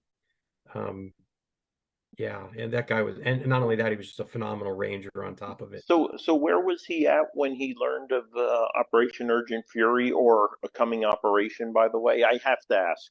So he was up at Fort Bragg during the very difficult med lab course put on by Special 300 Forces. F1. Yep. Yeah, and he was handpicked to go to that course. Yeah. At the time, not a lot of Ranger medics had gone through it, and there was a big push to have Ranger medics go through it, and he was in the middle of that course. And through whatever grapevine he heard that his battalion was being deployed to Hunter, and he essentially hitchhikes his way down there. Yeah. And he basically pounds on the fence until he's let in. Yeah. He's outfitted by the other Rangers in his unit, and he's because he's a medic, and medics are vitally important skill to have on. He's brought on the mission. Oh yeah, I do have to mention, because I met this morning Sergeant Major retired Mark Bayless, who you mentioned in one of your short vignettes. I'll be out at his Valor Foundation gala tomorrow night, but Mark's SF Sergeant Major in the neighborhood with me here, and we were talking a little bit about your book, since he was mentioned in one of those vignettes about Rangers helping other Rangers, and sometimes bringing some common sense to the things we Rangers tend to do, which might befuddle some people. So let's wrap up quick in the next minute or two, or a couple minutes, the rescue of students, and turn to other actions such as Calavini Barracks specifically. Yeah, so the Rangers, they escort the flights come back to Point Salinas, and the Rangers escort the students over to the hangar area.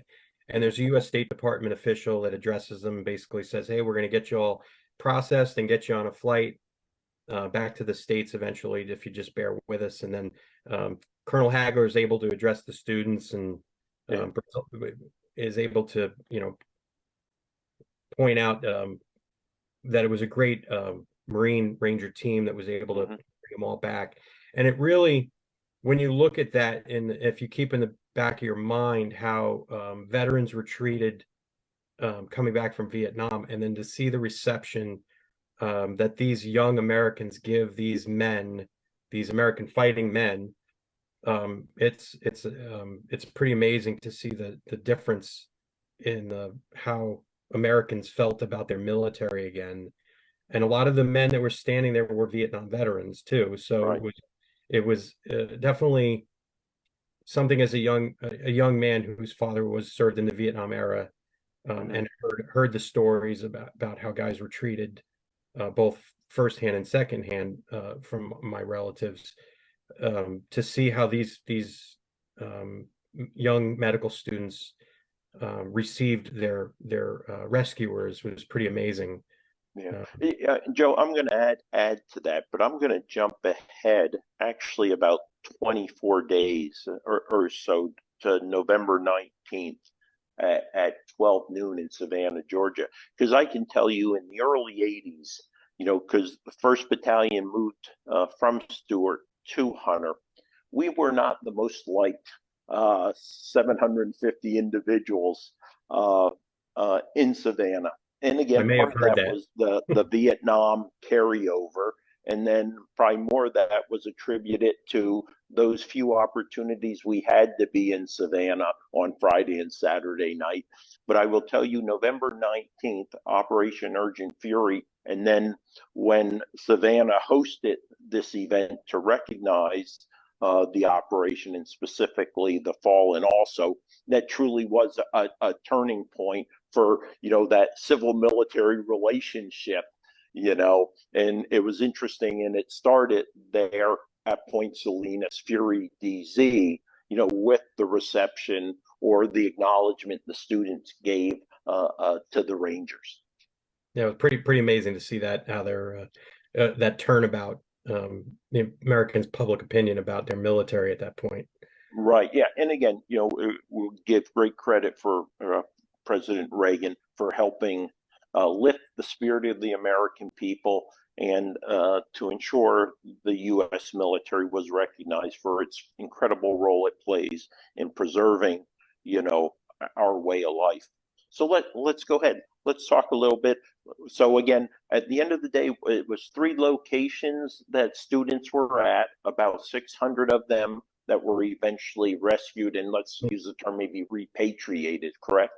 Yeah, there's still some out there that the 82nd managed to bring in later on at Lansapine and a few other smaller locations. But for the most part, the largest 2 bodies of American students are now secured. Yeah.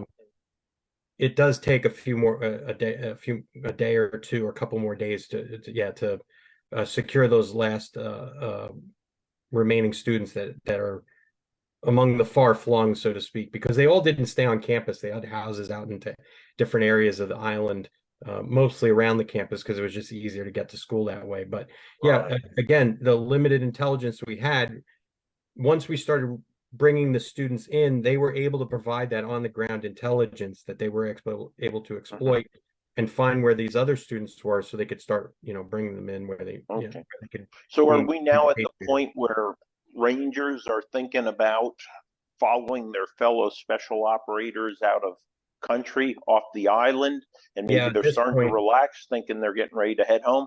Yeah, at this point in the evening of the 26th, a lot of Rangers are thinking, well, we've done what we're supposed to do. We're supposed to come in, do a certain specific mission, and then we're supposed to be backloaded, and then we go back on our RFF and assume our posture again. And a lot of them allowed themselves to get into this mindset of, oh, we're going home soon. And having experienced that myself, it's very easy to slip into that mindset, to think about home and hearth and family and all that good stuff. So I can understand completely how even very well trained Rangers, Marines, etc., you can allow yourself. It's a human nature, right? So they have been pulled back. The 82nd is starting to expand the airhead around the airfield. Their battalions have assumed most of the security around the airfield, and the Rangers have repositioned themselves close to the runway so they could get a plane, get uploaded really quick, and head back to their points of origin. The morning of the 27th, there's a considerable amount of pressure placed on the division commander of the 82nd Airborne to reduce Calavini Barracks, which is the primary training facility for the Grenadian Army. It is looked at as like their West Point and Fort Bragg all rolled into one. In addition, there's supposed to be a number of Cuban advisors. Now, there as well, the numbers vacillate from, at one point it starts at about 400 or 500 and balloons to 1,200. Wow. Now, we don't have the proper reconnaissance assets to get over that area to prove it wrong or not or right. So that is an intelligence failure on the part of command to not conduct reconnaissance, which is a primary tenet of mission plan. Yep. They failed to do so, and so because the divisions, the 82nd's battalions are all engaged in moving out and starting to secure larger portions of the country, the commander has no more available battalions to lay against that target. But what he does have is 2 Ranger battalions that he has been given what we call OPCON, or operational command of. The JSOC command element had relocated back to Fort Bragg, and in doing so, turned over command of the 2 Ranger battalions, the operational control of those 2 Ranger battalions, until they flew out. Now, that time had not been designated yet, so they were still under OPCON of the division. Well, the division commander summons Colonel Hagler to the command post and assigns him the mission of taking down Calvini. Hagler's upset about this prospect because he has a reduced battalion. First of all, he didn't even have it. Once the special mission unit flew into Grenada, Charlie Company, the 1st Battalion, it stays with them briefly and then rejoins the battalion. So 1st Battalion has almost its full complement. 2nd Battalion is still very much a minus element with only about 60 Rangers per company. So this is very well below their normal table of organization for the battalion. But Hagler is assigned the mission. Well, Taylor volunteers his Charlie Company to go with them to round out the force. But they only have a limited number of Blackhawks, because the Task Force 160 elements, most of their Blackhawks have been shot up so badly they're not mission capable at this point. They only have 2 flyable Blackhawks at that point. I believe they started the operation with 10. So they only have 2 left flying. But B Company of the 82nd Combat Aviation Battalion is there on the airfield, and they have 8 aircraft. So they have the ability to conduct the lift.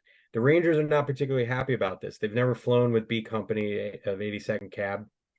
They've flown with Night Stalkers. They trust them. So there's already a little bit of mistrust. Not only that, this unit has just transitioned to Blackhawks. Most of these guys don't have a lot of hours on the stick.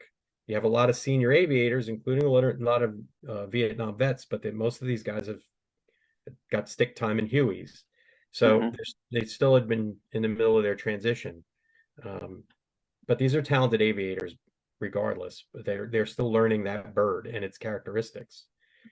So the battalion, 2nd Battalion, along with Charlie Company, the 1st Battalion, are divided up into sticks. A Company will go in first, then C Company, then B Company, and then 1st Battalion C Company will go in. There'll be 1 company per 4 birds. So you'll have the first, and there's 8 birds, so there'll be 2 flights of 4. The first 4 going in will be A Company, 2nd Battalion, and the second 4 will be C Company of the 2nd Battalion. Going. Now, once the Rangers get wind of this next mission, a lot of them are knocked out. They're knocked flat because they thought they're going home. And when you think you're going home and your brain is already in home station mode, it's very tough to reconcile it. Hey, you got another mission, and this is another opportunity for you to be killed. Sure. And I tried to bring that out in the book. The what it does to your psyche when you're trying to reconcile it. But these guys are professionals. They put it behind them. They spend their time readying their equipment and loading ammunition as a way to refocus themselves.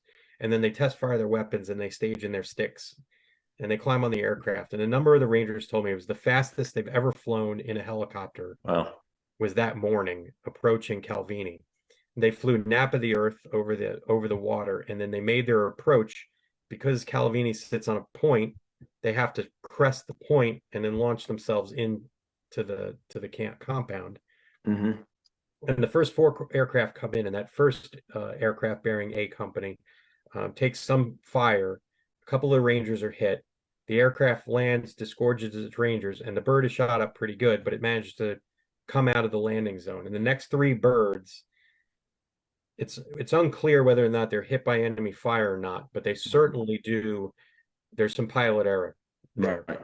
Like the birds will hit, and one of them cracked its tail, breaking its back, and then tried to lift off. The tail saws off, and it becomes a whirling dervish in the landing zone, and the second and third bird collide. The fourth bird breaks its back, but also saws off its rotor on a chain link fence along the side of the camp.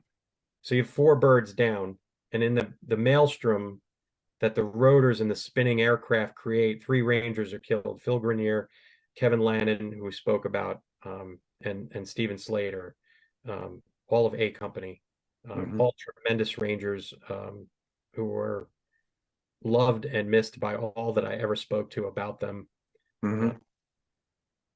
I spoke to KK Chin, General Chin, just a fantastic Ranger and an officer. Glowingly spoke about Phil Grenier, said he was the best Ranger I ever had. Wow. When we talked about the love that so many people have for Kevin Lannon and Stephen Slater, one of the most respected Ranger team leaders in the battalion, and a RIP cadre member. So this guy was training Rangers too. He was, these were such, they were as much as the A Company 1st Battalion Rangers that were killed were loved. These men were loved and respected at an equal basis. And these are, and as you know, coming from a small unit where the camaraderie is high and the brothership is high, you lose people like that quality out of those small units, it leaves a hole that sometimes never gets filled. Right. And I truly believe that those men, their losses, and speaking to all their friends and their fellow Rangers, they and their families have suffered terribly over their loss all these years, and they still are.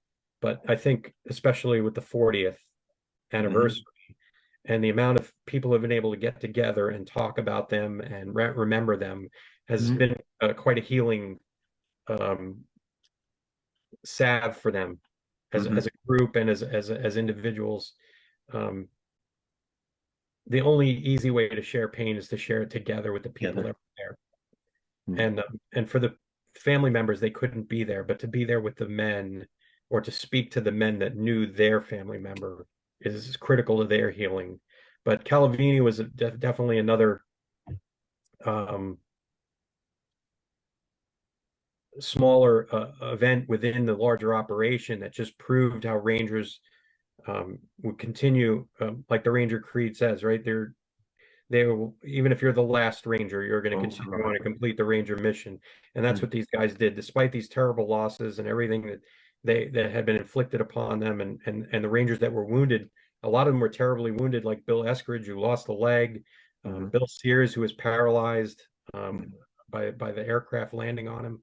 I mean, these guys suffered terribly for the rest of their lives, but they were Rangers through and through, and they kept in contact with the Ranger community, and they never lost touch with it. And these guys are a big family, and I think that's one thing that another thing that I think I'd like people to take away from reading Cry Havoc, or at least listening to this pod, is to understand how tight knit these units are, and even if you don't like somebody very much, you still can learn to love them and support them. So it's an amazing thing to experience in terms of speaking with all these Rangers and interviewing them, and I view it as if it was my unit, and I look at the way that you guys get together, especially when we're in Savannah together, and seeing the way the guys tease each other, and everybody turns into a 20-year-old Ranger again when you're all together, and it's really a great phenomenon to see. But all of that has its genesis in the 1980s, and then for a lot of you, Operation Urgent Fury is that foundational event that leads to greater careers, because all of you understand what it's like to lose somebody in your unit that is so critically important, but then to have the guts and the courage and the fiber to carry on. And that's what's so amazing about so many of you that have gone on to stellar careers that served in the community. So, Joe, what do you think for the Ranger Battalion, or for the military, what do you think the lessons learned were that came out of that operation? I think I have to give a lot of credit to Mike Frank. Mike served as a young mortarman in B Company, a 2nd Battalion, for really prodding me to do a lessons learned portion of the book, because being a retired Marine, a career Marine, and knowing so many Rangers, and we live on our after actions. And what good is an after action if you don't put it into action? But I Right. think Yep. the big things that Mike hammered, and they were already readily apparent to me, but Mike was also a veteran of the jump into Panama too. So Right. he had double that experience. And I think Mhm. the things that are going to resonate with all service members are, one, your physical stamina, your ability to take care of yourself physically, and Mhm. to remain at a peak physical condition so that you can withstand the rigors of combat, I think is a key. Mhm. So definitely taking good care of yourself, right diet, right exercise, even for your age group. Like, we're getting older. I'm a little bit older. I can't do the things I used to do, but I still like the PT. But you have to manage it differently because your body changes as you get older. But for young Rangers, young Marines, young SEALs, whoever, um, young Green Berets, PT, but do it Mhm. smartly. Two, live fire. Mhm. Nothing takes the place of live fire. You have to Mhm. have faith in your weapon systems and your ability to employ them correctly to maximize their effectiveness and your effectiveness. So live fire is critical. I know it's expensive, but units got to get it through their head. A Marine or a Ranger or a Green Beret or whatever who doesn't fire his weapon doesn't have faith in their weapon. Mhm. Got to get on live fire ranges. Three, small units, small Yeah. unit tactics, small unit camaraderie. It's the basic building block of any military unit. We have to breed great small unit leaders, Mhm. and it should start at the E3 level. You start training people to take responsibility early on in their career, they're just going to look for more responsibility as they Mhm. get older. You were. And they'll be much more effective leaders because they've been trained to a high standard early on. And that's the other piece, high Mhm. training standards. Yeah. Train your unit to a high level, and they will perform at a high level. If you train them to do the bare minimum, they're going to perform at the bare minimum level. Expect greatness and train for greatness, and you'll get greatness. Mhm. Right? And they get bragging rights. Right. No, I think that's great, Joe. And I love those lessons learned, because this book has been about, Rangers operating at the tactical level. And those are those tactical lessons learned. And, I was blessed, actually. I know it seems strange to say, to work in the Pentagon, but when it comes to how we operate as a military, coming out of Desert One and Grenada, the Goldwater's Nichols Act, which allows jointness and to make us a more effective, total, holistic force when we take it to the next level. Let me just, as we wrap up, I just want to ask you a few questions. Sure. We know we really saw Zoom and FaceTime and all these ability to communicate over great distance, but to have the visual, not simply the audio or the type word, via email. If you were 10 years back researching it, or compared to today, or excuse me, would it be easier today to do the interviews based on how technology has evolved, do you think, with your book? Yeah, I think it's all a process of evolution. I mean, Yeah. I really tailored a lot of my style from an author named Keith William Nolan, who did a lot of Vietnam. Oh. He wrote a lot of Vietnam books, and he did a lot of one-on-one interviews with veterans, but most of his were either phone calls or letters.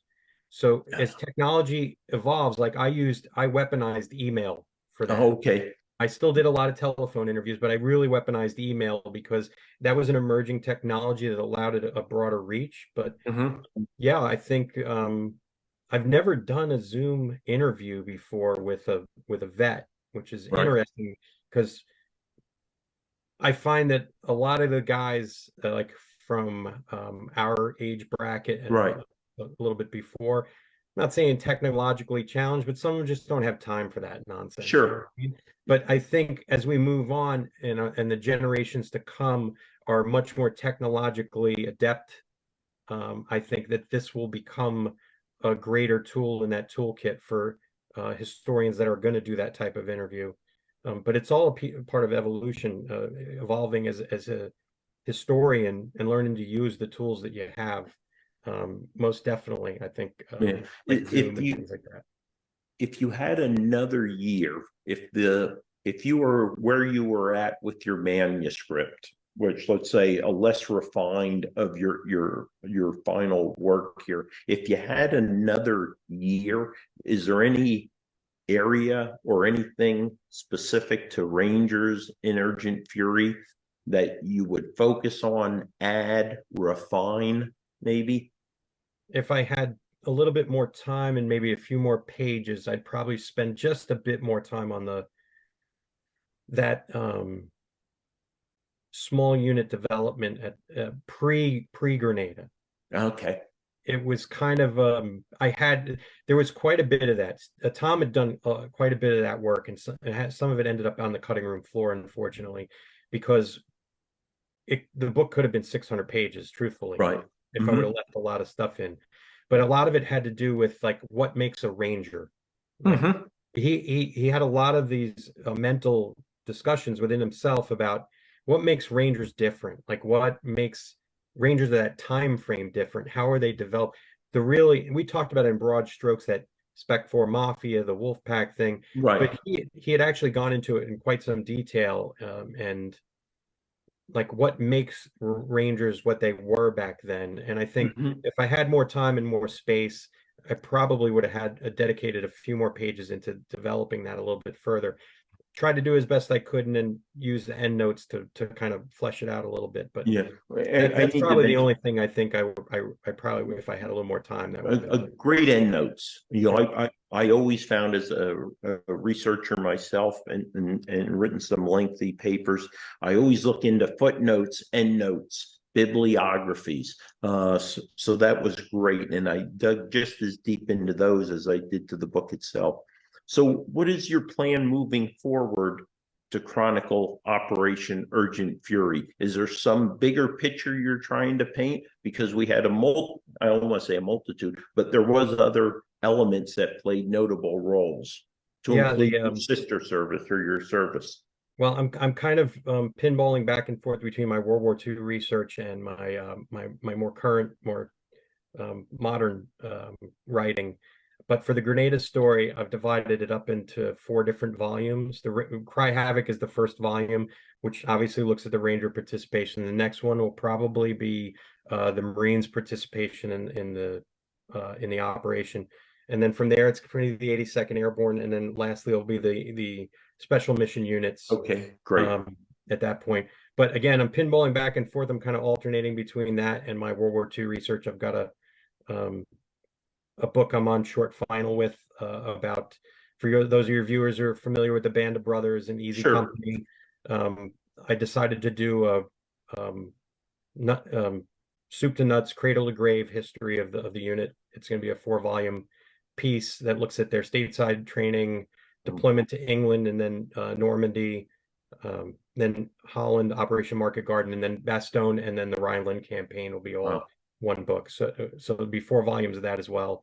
It allows me to give the stories, especially the Grenada books, the correct amount of material, the correct amount of runway as it needs, because it's a very misunderstood operation, and there's quite a bit of details there that need to be written about. And I think just trying to stuff all of that 20 pounds into a 5-pound bag does not do the story justice.